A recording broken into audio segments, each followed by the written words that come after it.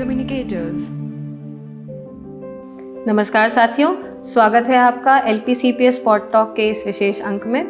11 मार्च 2024 को गृह मंत्रालय भारत सरकार ने सिटीजनशिप अमेंडमेंट एक्ट CAA 2019 के कानून को पूरे देश भर में लागू कर दिया है। यह हमारे देश के राजनीतिक पटल पर एक बड़ा परिवर्तन है। इस विषय पर बातचीत करने के लिए हमारे साथ स्टूडियो में मौजूद हैं Lucknow public college of professional studies के पत्रकारिता एवं जनसंचार विभाग के विभागाध्यक्ष डॉक्टर नीरज कुमार सिंह। सर, स्वागत है आपका।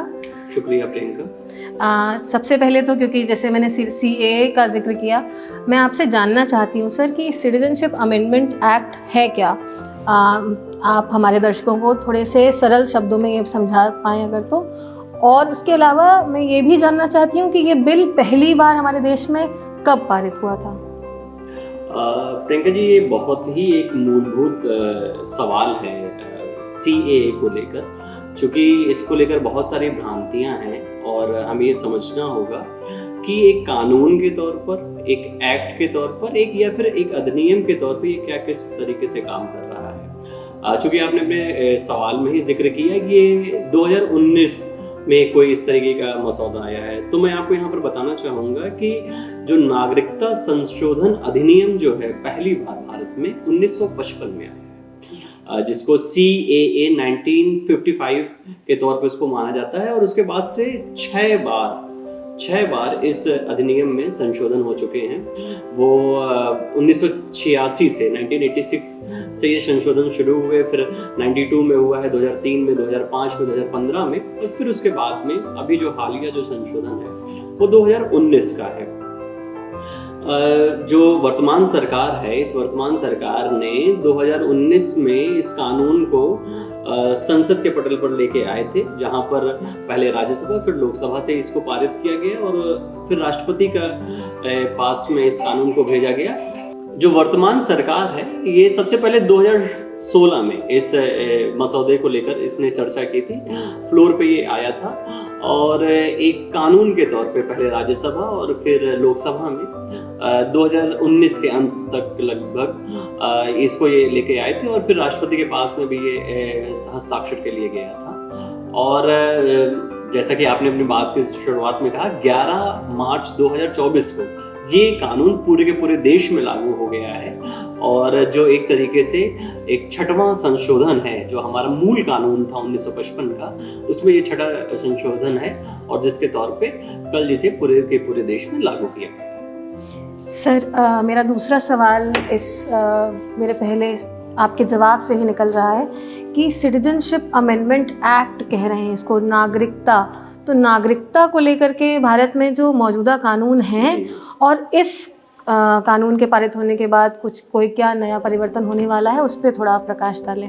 अच्छा, देखिए, जो नागरिकता का ये जो शब्द है ये अपने आप में बहुत ही व्यापक है। अगर आप संविधान के रोशनी में अगर इसको देखने की कोशिश करेंगे तो भारतीय संविधान का जो पार्ट 2 है वो नागरिकता के नियमों की बातचीत करता है और जहां पर आर्टिकल 5 to 11 तक इनके बारे में विस्तार से बताया गया है। अगर आप सिर्फ और सिर्फ जो अभी 2019 का जो कानून है उसके ऊपर अगर आप बात करना चाहेंगे, तो अगर मैं उसी पे ही प्रकाश डालने के लिए आप इस बात को कह रहे हैं। जी बिल्कुल। तो जो 6वां संशोधन है उसमें ये किया गया है कि 31 दिसंबर 2014 से पहले तक जो हमारे नेबरहुड कंट्रीज हैं, जो इसमें पाकिस्तान, अफगानिस्तान और बांग्लादेश में रहने वाले 6 अल्पसंख्यक समुदाय, उनके मैं नाम लेना चाहूंगा: हिंदू, सिख, ईसाई, जैन, पारसी और बौद्ध। इस समुदाय के जो लोग हैं, जो 2014 31 दिसंबर से पहले इस देश में आ गए हैं, उन्हें हमारे देश में नागरिकता मिल जाएगी। 6वां जो हमारा संशोधन है वो मैं बिल्कुल आपको स्पष्ट तौर पे बताना चाह रहा हूँ, वो सिर्फ इसी बात को ही इंगित करता है। इसको लेके बहुत सारी भ्रांतियां हैं, समाज में अलग अलग तरीके की हैं, कम्युनिटी में डिस्प्यूट आ रहा है कि इनकी नागरिकता ले ली जाएगी, इनको दे दी जाएगी। एक बात और, जो हमारा CAA का कानून है, ये नागरिकता, किसी की भी नागरिकता नहीं ले रहा है, ये बल्कि लोगों को नागरिकता देगा। तो इस भ्रांति से हमें दूर रहना है कि ये किसी तरीके के किसी की नागरिकता का लोप हो रहा है, ऐसा नहीं हो रहा है। हमारे ये जो कानून 1955 से भी लेकर आया है, आज तक भी जो है उसने अन्य लोगों को नागरिकताएं दी हैं, और जिनका मैंने जिक्र किया आपको, जो हमारे जो पड़ोसी मुल्क हैं उनसे, और जो जो कम्युनिटी के लोग आना चाहते हैं उनको ये नागरिकता दी जाएगी। सिर्फ इसी चीज की बात है। बहुत बेहतर तरीके से आपने जवाब दिया सर, बहुत पॉजिटिव लग रहा है अब आपके जवाब से मुझे ये। लेकिन जैसा आपने बताया कि बहुत सारे लोग ये नहीं जानते होंगे कि सीए का जो ये कानून जो वर्तमान सरकार है जो अभी सत्ता में है वो 2016 में फ्लोर पे लेके आए। 2019 के अंत तक ये कानून पारित होता है, लेकिन इस कानून को पूरे देश भर में लागू होने में और 4 साल का समय लग जाता है। इतना लंबा समय एक कानून को पारित होने में, लागू होने में, जिसमें इतने बेहतर प्रावधान है, इतना इसके क्या कारण रहे होंगे आपके हिसाब से जो इतना लंबा समय लगा इस कानून को लागू होने में? प्रियंका जी, जो पूरे दुनिया में जो नागरिकता, जो एक स्टेटस है नागरिकता का, नागरिकता को लेके कहा जाता है कि this is the right of rights. एक ऐसी शक्ति है जिसको प्राप्त करने के बाद में वो व्यक्ति उस देश में सर्वाधिक अधिकारों के साथ में पुष्ट होता है। तो चूंकि हमारा देश जब 47 में आजाद हुआ, उस समय तुरंत हमें, चूंकि संविधान तो हमारा 50 में आया है, लेकिन हमें देश को चलाने के लिए कुछ तो नियम कानून तो रखने ही थे, तो हमने बहुत जल्दी में कुछ नियम कानूनों को पारित किया था। नागरिकता भी उनमें से एक है, और उसी दौरान पे एक एक्ट आया था जिसको विदेशी अधिनियम 1946 कहते हैं, जिसमें हम कुछ, आप ये कह लीजिए कि एक तरीके से हम ये कोशिश कर रहे थे कि कौन से देश में हमारे कौन कौन से नागरिक बनेंगे, कौन कौन से नहीं बनेंगे। पार्टीशन का एक बहुत माहौल था, देश के लिए एक बड़ी कठिन स्थितियां थी। अभी वर्तमान समय में जिसका अभी आप जिक्र कर रही हैं, 2016 से लेकर और इसको मूर्त रूप होने में 2024 का समय लग गया, इसका मैं 2 तरीके से जवाब देना चाहूँगा। एक तो पहला जवाब जो संवैधानिक तौर पे है वो ये है, क्योंकि नागरिकता के कानून बहुत इंपॉर्टेंट होते हैं और इनको देते समय सरकारें जो रहती हैं वो विशेष ध्यान रखती हैं कि देश में जो हमारी आंतरिक सुरक्षा है उसको कहीं पर भी खतरा ना हो। इसीलिए हम पूरी तरीके से इन जो भी नियम कायदे कानून हैं उनको बार बार रीचेक करके हम इसको कानून के तौर पे हम देंगे। 2016 में जाहिर तौर पे जो सरकार है इसने इसकी बात की, 2019 में इस पे कानून बना और 2024 में पारित हुआ। मैं आपको बताना चाहूंगा कि 8 बार वर्तमान सरकार ने इसके लिए एक्सटेंशन लिया है। जब आप कोई कानून इस तरीके से बना देते हैं तो उसके जो पूरे के पूरे नियम हैं उनको पूरे देश में लागू करने के लिए 6 महीने का समय मिलता है, जो सरकार हमारे संविधान में जो व्यवस्था है, और उसके बाद में आप इसको पूरे देश में लागू करते हैं। सरकार को इस तरीके से 8 बार एक्सटेंशन लेना पड़ा था और उस एक्सटेंशन में हर बार वो कहते थे कि हम इसके नियमों को बना रहे हैं, हमें और बेहतर करना है, इस तरीके से है। ये तो एक जिसको कहा जाए कि एक संवैधानिक जवाब रहा। चूंकि आपने कहा कि इतना समय कैसे लग गया, जो वर्तमान सरकार है इसने अपने घोषणा पत्र में 2019 के घोषणा पत्र में इस बात की घोषणा की थी कि वो इस देश में CAA लागू करेगा। हम सब जान रहे हैं कि जो अगला 18वीं लोकसभा के चुनाव हैं वो अगले महीने उम्मीद करते हैं कि प्रस्तावित हैं और वहां पर होंगे। तो सरकार अपने उसी मैनिफेस्टो को पूरा करने के तौर पे उसने, मुझे लगता है कि उसे ये मुफीद समय लगा है और उसने इस कानून को पारित कर दिया है, जिसकी घोषणा कल गृह मंत्रालय ने सभी के सामने सार्वजनिक की। मुझे लगता है कि हमारे दर्शक जो है संतुष्ट होंगे आपके इस जवाब से। सर अगर हम बात करें पूर्वोत्तर के राज्यों की, तो ये CAA का जो हमारा कानून है इसको लेकर के पूर्वोत्तर के राज्यों में एक अलग तरीके की डिस्टर्बेंस है, खास करके आसाम में, जहाँ पे वो हमारा इकलौता राज्य है जहाँ पे NRC लागू किया गया है। तो ये पूर्वोत्तर के राज्यों के लिए कैसे अलग है, इस पे मैं चाहती हूँ कि सर आप थोड़ा प्रकाश डालें। कहते हैं ना कि जो वर्तमान की जो तस्वीर बनती है उस पे कहीं ना कहीं हमारे भूतकाल के रंग घुले रहते हैं, तभी वैसी हमें तस्वीर देखने को मिलती है। अगर पूर्वोत्तर की अगर आप भौगोलिक परिस्थितियों को देखें और उन्हीं परिस्थितियों से जो उनकी संस्कृति उपजी है उसको समझने की कोशिश करें तो कहीं ना कहीं इसका जो जवाब है हमें वहां पर देखने को मिलता है। मैं थोड़ा सा पीछे आपको लेके जाना चाहूँगा। और ये 1870-72-73 की बात है, जब पहली बार जब जो ब्रिटिश गवर्नमेंट जो थी वो अपने जो क्राउन एरियाज थे उनको जब उन्होंने संरक्षित करने की कोशिश की, और खासकर संरक्षित किस तौर पे, जब जो उनके प्राकृतिक संसाधन थे, जो कि बंगाल उनका केंद्र हुआ करता था, और वहाँ के उन संसाधनों को संरक्षित करने की कोशिश की, तो उन्होंने ILP एक अधिनियम है जो इनर लीनियर परमिट जिसके तौर पे हम उसको आम बोलचाल की भाषा में कहते हैं, उसके लिए उन्होंने एक कुछ नियम कानून बनाए थे। उससे पहले तक जैसे हम वर्तमान स्वरूप में देख रहे हैं कि ये मणिपुर है, मेघालय है, मिजोरम है, इस तरीके से नामकरण नहीं था। नामकरण की तो प्रक्रिया आप जान ही रहे हैं, देश में आज़ादी के बाद में जब संविधान लागू हुआ तब वहाँ पर मिली है। उससे पहले तक वो पूरा का पूरा एक टेरिटरी के तौर पे बना हुआ था। ये जो क्षेत्र हैं, जो पूर्वोत्तर के क्षेत्र हैं, वो आदिवासी बाहुल्य क्षेत्र हैं, वहाँ की अपनी संस्कृति रहती है, और वो मुझे लगता है कि सिर्फ एक रेखा खींच देने से अलग नहीं होते हैं, वो अपनी संस्कृतियों के हिसाब से अलग रहते हैं। तो जो असम का जिसका आप जिक्र कर रहे हैं, जो बहुत ज़्यादा जिसमें ये CAA को लेकर बहुत ज़्यादा विरोध रहा है, या फिर पूर्वोत्तर के कुछ राज्य हैं जिसमें नागालैंड है, या फिर जो म्यांमार से जिनकी सीमा हमारी लगती है, उनको लेकर जो ये बात कही जा रही है, उसका भी कारण यही है क्योंकि वो सांस्कृतिक रूप से कुछ अपनी जो इंडिजिनस प्रॉपर्टी है उसको होल्ड करते हैं।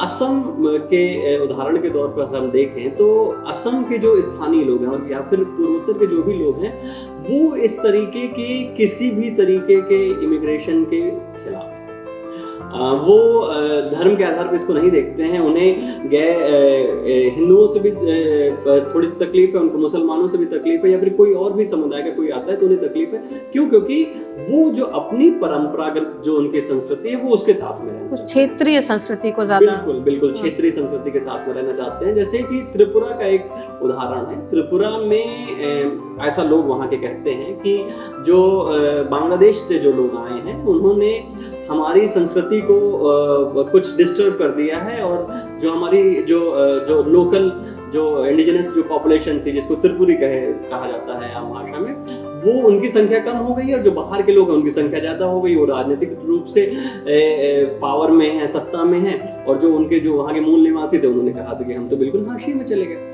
असम को भी यही थोड़ी सा डर रहता है, और चूंकि हमने 70 के दौर में जब जहाँ पर बांग्लादेश का जिस तरीके से विभाजन हुआ है, हमने उस दौर में देखा है कि एक बहुत बड़ी संख्या में लोग इस धर की तरफ आए हैं, और फिर एक जो डिस्टरबेंस क्रिएट हुआ था जो शरणार्थियों के कारण, जिसके कारण देश को कुछ समस्याओं का भी सामना करना पड़ा, वो उस तरीकों को लेकर थोड़ा सा वो आशंकित रहते हैं। यहाँ पर मैं फिर से वही बात कहूंगा कि कई तरीके का भ्रम है। जो CAA के प्रावधान है उसमें इस तरीके के जो शेड्यूल 6 के जो राज्य हमारे आते हैं उनको पूरी तरीके से अलग किया गया है। साथ ही साथ जो असम का जो आदिवासी इलाका है वहां पर भी CAA लागू नहीं होगा। तो अगर मान लीजिए कि चाहे वो मणिपुर हो, मिजोरम हो, त्रिपुरा हो, मेघालय हो, यहाँ के उन राज्यों में CAA लागू ही नहीं हो रहा है। क्यों? क्योंकि उनकी अपनी एक विशेष पहचान है। हमारे संविधान ने उनको अलग तरीके से शक्तियां दी हैं कि आपका जो कल्चरल जो पहचान है उसके साथ में हम डिस्टर्बेंस नहीं करेंगे। असम को भी उसी तरीके का फायदा मिलेगा, तो वहां पर CAA लागू नहीं होगा। आपने अपने सवाल में कहा था कि NRC भी लागू हो गया, तो NRC इसलिए लागू हो गया क्योंकि वहां पर ऐसे प्रावधान नहीं है। तो NRC जो है वो एक रजिस्टर है जहां पर जो नागरिक हैं उनका एक लेखा जोखा रहेगा। हालांकि भारत सरकार ने, गृह मंत्रालय ने अभी NRC को लेकर कोई ऐसी बात नहीं कही है, लेकिन दोनों ही तरफ के लोग, पक्ष की तरफ के और विपक्ष की तरफ के लोग इसको लेकर कुछ भ्रम पैदा कर रहे हैं, जिससे उनको अपने अपने लोगों में फायदा मिल रहा है। भ्रम की स्थितियां ज्यादा हैं, बल्कि कानून में ऐसा कहीं पे भी कुछ नहीं है। तो ये बात तो साफ है कि 7 सिस्टर्स में CAA के प्रावधानों को लेकर के जो भ्रांतियां फैली हुई हैं उस पे और साफ तौर पे बातचीत करी जाने की जरूरत है, सरकार की तरफ से भी और सामाजिक बुद्धिजीवियों की तरफ से भी। मेरा अगला सवाल जो सर आपसे है वो ये है कि CAA सिटीजनशिप अमेंडमेंट एक्ट का जो हमारा कानून है, इसके अपने राजनीतिक फायदों पे तो सारी चर्चा हो रही है, पर इसके सामाजिक और आर्थिक किस तरीके के फायदे हैं, अगर आप हमारे दर्शकों को बता सकें। हाँ, ये बिल्कुल सही बात आपने कही है कि राजनीतिक बात तो पिछले हम लोग जब से 2019 से ये आया है, इसके ऊपर खूब सारी चर्चाएं, परिचर्चाएं, आरोप प्रत्यारोप लगते रहे हैं। सामाजिक और आर्थिक तरीके से अगर हमें देखना हो तो हमारे लिए इम्पोर्टेंट है। देखिए, जो कई सारे जो प्रवासी हैं भारत में, वो लंबे समय से यहाँ पर रह रहे हैं और कहीं ना कहीं वो देश की इकोनॉमी में योगदान दे रहे हैं। मैं बात करना चाह रहा हूँ कि जो पश्चिमी पाकिस्तान से जो लोग यहाँ पर आए हैं, उन्होंने देश की इकोनॉमी में एक बहुत बड़ा अपना योगदान दिया है और वो सीधे तौर पे जो व्यापारी वर्ग है उससे जुड़े हुए हैं और वो यहाँ पर पूरी तरीके से रह रहे हैं। अभी तक क्या रहता था कि मान लीजिए कि अगर उनको किसी प्रावधानों के तहत उनको एक नागरिकता के तौर पे देश का नागरिक नहीं स्वीकार किया जा रहा था, तो ये जो नया अमेंडमेंट है, जो नया संशोधन है, उनको और ज्यादा सहूलियत देगा। देखिए, सीए 2019 के जो प्रावधान है उसमें ये कहता है कि आपको एक पोर्टल लॉन्च किया है गृह मंत्रालय ने, उस पोर्टल पे जाकर आपको सिर्फ और सिर्फ रजिस्टर करना है। इस तरीके का कोई भी कागज अभी आपसे नहीं मांगा जाएगा। आपको कोई भी प्रमाण पत्र नहीं देना है कि नहीं ये एक प्रमाण पत्र है, ये लग रहा है अब मैं देश का नागरिक हो पाऊंगा। आपको सिर्फ और सिर्फ अपनी जानकारी उस पोर्टल पे अपलोड करनी है। अभी गृह मंत्रालय ने उस पोर्टल को लॉन्च कर दिया है। बाद के समय में कुछ जन सुविधा केंद्रों में भी इस तरीके की व्यवस्था करने की बात सरकार कह रही है, जहां से उन्हें पूरा का पूरा डेटा मिल जाएगा। जाहिर सी तौर की बात है कि जैसे जैसे ये लोग देश में रहेंगे अब और एक नागरिक के तौर पे रहेंगे, ये देश का की जो आर्थिक स्थिति है उसमें योगदान देंगे। एक कंपोजिट कल्चर हम अपने देश में विकसित कर पाएंगे। देखिए, जो भी विकसित देश हैं पूरी दुनिया में, उन्होंने एक कंपोजिट कल्चर के साथ में अपनी यात्रा को बहुत बेहतर तरीके से किया है। हमारे पास में यूएस का एग्जांपल है जो इस मामले में सबसे बेहतर काम कर रहा है। यूरोप के भी कई सारे अलग अलग स्टेट्स में हम इस चीज को देख सकते हैं। तो मुझे लगता है कि जो हमारा विजन है भारत को लेके, जिसमें बाह्य सुरक्षा के साथ साथ जो आंतरिक सुरक्षा है, जिसको मजबूत करना, जिसको बेहतर करना हमारे लिए कई बार एक चुनौती के तौर पे हो जाता है, उसके लिए इस तरीके के जो संशोधन है सरकार उसको लेके आई है और सरकार की जो मंशा है हो सकता है कि शायद उसमें वो सफल भी रहे। बहुत बेहतर सर, आपने बहुत ही सरल भाषा में हमारे दर्शकों को ये बताया कि ये सिटीजनशिप अमेंडमेंट एक्ट है क्या, इसके जो नागरिकता को लेकर के जो भी इसके आसपास भ्रांतियां हैं उसको दूर करने की कोशिश की और हमारे देश के वर्तमान नागरिकों और भविष्य में होने वाले नागरिकों को इस कानून से किस तरीके के फायदे हो सकते हैं, इस पे भी हमने चर्चा की। और 11 मार्च 2024 के बाद इस इमिग्रेंट सेक्शन से बिलोंग करने वाले लोगों को करना क्या है, इस पे भी सर ने प्रकाश डाला। आपका बहुत बहुत धन्यवाद सर हमारे साथ जुड़े रहने के लिए। हमारे स्पॉट टॉक में हमारे साथ जुड़ने के लिए हमारे दर्शकों का भी धन्यवाद। इस तरीके की और भी जानकारी भरे वीडियोस देखने के लिए जुड़े रहिए LPCPS स्पॉट टॉक के साथ। धन्यवाद।